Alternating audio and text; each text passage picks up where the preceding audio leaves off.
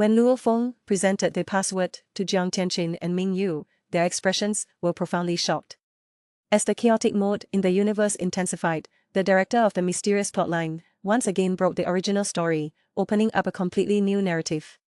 At that time, Luo Feng already held the first part of the password and traversed the battlefield on foot, intending to disrupt the intelligence networks of Jiang and Nuolon Mountain. However, Jiang had already laid a tight net, and Luo Feng's group encountered numerous difficulties. Despite the challenges, they finally brought the first part of the password back to Sanfu Mountain and handed it to Marshal Jiang Tianchen. How shocked were Jiang Tianchen and Ming Yu when they received the password? With a bounty of 5 billion cosmic coins placed on Luo Feng and his team's heads by Jiang, they were pushed to the edge. Mishandling the situation would not only mean losing the password, but also facing potential annihilation. The ultimate beneficiary would be Nuolon Mountain, which could easily annex Earth. Facing the relentless pursuit of Jiang's remaining 60,000 Imperial Martial Corps, Luo Feng, under the dual protection of Muyunvine and Egu, finally delivered the first part of the password to the base at Sanfu Mountain. Upon learning of this, Marshal Jiang Tianchen's initial reaction wasn't to increase the reward for Luo Feng and his team, but to eliminate them upon obtaining the password. However, Luo Feng remained unaware of this. What made Jiang Tianchen change his mind and spare Luo Feng's life? The credit went to Ming Yu, who had shown him exceptional respect and loyalty. Ming Yu had been eager to recruit Luo Feng, recognizing his talent early on. He had informed Jiang Tianchen of the crystal ball containing the first part of the password, emphasizing Luo Feng's importance. Witnessing Luo Feng's impressive strength once again, Ming Yu persuaded Jiang Tianchen to spare Luo Feng's life and even awarded him the title of merit. As for the password, Luo Feng was the hero, with Ming Yu playing a significant role. Ming Yu's initial intention had been to win Luo Feng over, recognizing his potential. Hence, he informed Jiang Tianchen about the crystal ball containing the first part of the password, and when Luo Feng displayed his formidable strength again, Ming Yu's admiration for his talent grew. Therefore, before Jiang Tianchen could issue an order to kill Luo Feng, Ming Yu revealed Luo Feng's background to him in detail. Although Jiang Tianchen had no connection with Luo Feng, he understood the survival principle of the winner takes all in the universe. Therefore, contrary to expectations, he decided to reward Luo Feng for his achievements and ordered him and his team to return to Sanfu Mountain quickly. However, Jiang remained relentless in her pursuit of the first part of the password and ordered her Imperial Martial Corps to attack the army at Sanfu Mountain's gate, attempting to seize the password by force. Fortunately, Luo Feng managed to escape thanks to the formidable defense of the cosmic-level Muyunvine. Unexpectedly, as soon as he stepped out of the Thunder World's gate, he encountered his old rival, Nuolon Mountain. Realizing that he was no match for his opponent, Luo Feng quickly fled back to the army at Sanfu Mountain. Nuolon Mountain initially attempted a direct assault but was forced to retreat due to being outnumbered. The crowd then surrounded Luo Feng, and he returned to Sanfu Mountain with them. When Jiang Tianchen held the password, his admiration for Luo Feng, a young man, grew even stronger. He immediately decided to reward Luo Feng with 100,000 life planets as a gesture of appreciation. However, realizing that such a gesture might endanger Luo Feng's life given his current strength, Jiang Tianchen changed it to 100 life planets and awarded them to Luo Feng as territory. Upon receiving this overwhelming wealth, the crowd bid farewell, thinking they would never cross paths again. However, to everyone's surprise, less than a day later, Luo Feng met Jiang Tianchen again. After bidding farewell to Jiang Tianchen, Luo Feng and his brothers came to Ming Yu's residence and presented the fifth-grade elemental weapon, the Cutting Void Blade, to Ming Yu, hoping to enlist his help in eliminating their archenemy, Nuolon Mountain. Ming Yu understood the value of the Cutting Void Blade and agreed to their request. However, as soon as Ming Yu received the blade, Jiang Tianchen arrived. With a wave of his hand, he purchased the blade. When asked who had obtained the blade, Ming Yu pointed to Luo Feng, prompting Jiang Tianchen to take notice of him. Recognizing Luo Feng's potential, Jiang Tianchen decided to spare his life and later, as a subordinate, saluted Luo Feng with deep respect, feeling fortunate for his earlier decision. Otherwise, like Nuolon Mountain, he would have ended up dead on the battlefield without a proper burial.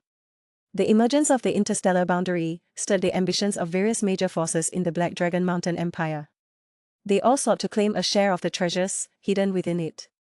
As the Thunder World was created by the Kopu Boundary Lord, it undoubtedly concealed valuable treasures. Whether it was the White Tiger Tower, the Imperial Martial Corps, or the Northern Dragon City, countless organizations were eager to seize the treasures. However, the Thunder World served as the assessment ground for the Interstellar Mercenary Alliance. Only stellar-level adventurers were qualified to enter. It was challenging for those above the stellar level to enter unless they challenged the regulations of the Interstellar Mercenary Alliance. Even the boundary-level powerhouses, like Jiang Tianchen and Mons and Bohal, were thwarted by Chania, who was supported by an immortal powerhouse.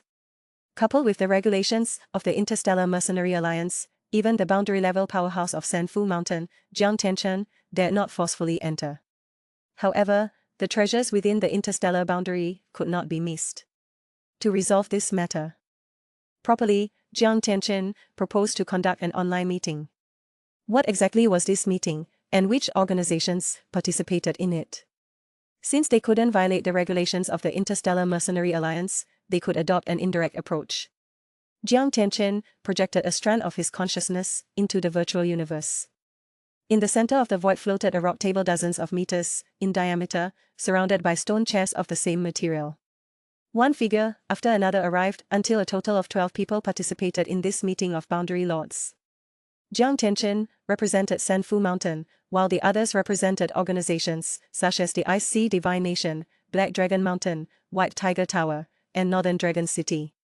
The 16 major families each sent a representative, while the 4 organizations in 2 Holy Lands sent a total of 11 boundary-level lords. The 2 Holy Lands included Black Dragon Mountain and the Ice Sea Divine Nation, while the 4 organizations were Sanfu Mountain, White Tiger Tower, Northern Dragon City, and the Black Dragon Society. As for the 16 major families, they were not elaborated on in the original work. The 12 boundary-level powerhouses began intense discussions on the interstellar boundary. At the entrance of the Thunder World stood Chania, a disciple of the 3rd Legion commander of the Chenwu Universe country.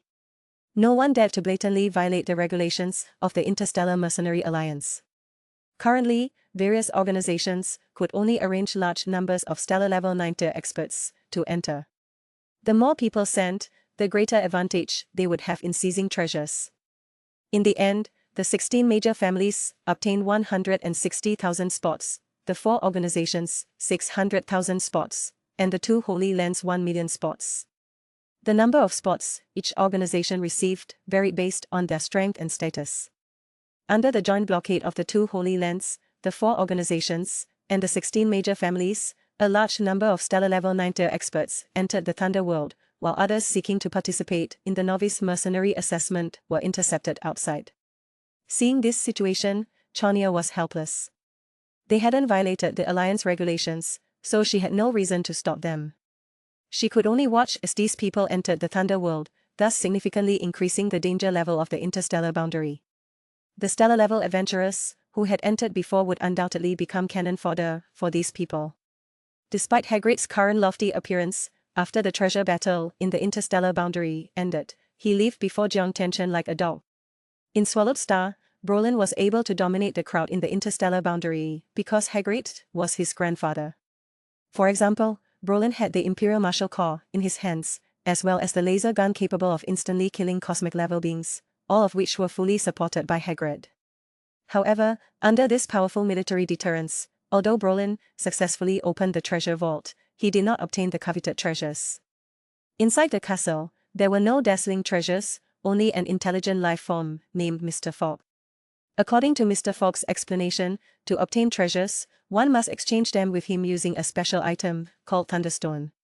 After Mr. Fogg finished explaining, he specifically provided a list of 312 treasures.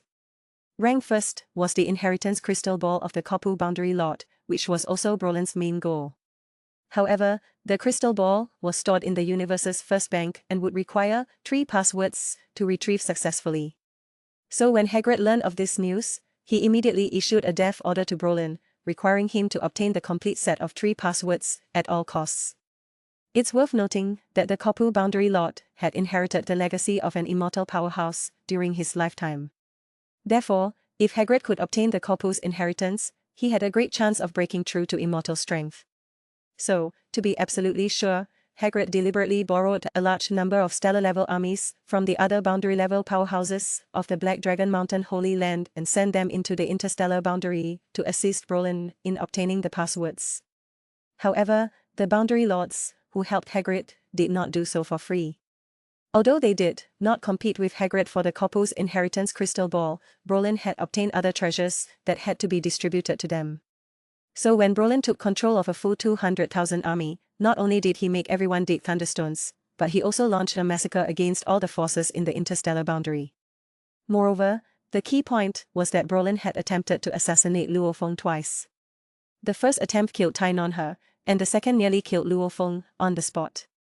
Under such strong-arm tactics, although Brolin exchanged a large number of treasures and the first 2 sets of passwords for the Inheritance Crystal Ball, when he went to exchange the last set of passwords, he found that Jiang Tianchen's subordinates had already arrived. So when Hagrid learned of this, he could only put aside his pride and take the initiative to negotiate with Jiang Tianchen. In the end, he paid his entire wealth to obtain the last set of passwords from Jiang Tianchen. However, when he eagerly entered the Universe Bank and entered the 3 passwords, all he got was a recording left by the Corpu Boundary Lord, and its contents were nothing but endless ridicule and mockery. After hearing this, Hagrid was so angry that he spat blood on the spot because for the sake of these 3 passwords, he not only risked his entire fortune, but also offended all the Boundary Lords of the Black Dragon Mountain Empire. So under public outrage, Hagrid's position in the Black Dragon Mountain plummeted.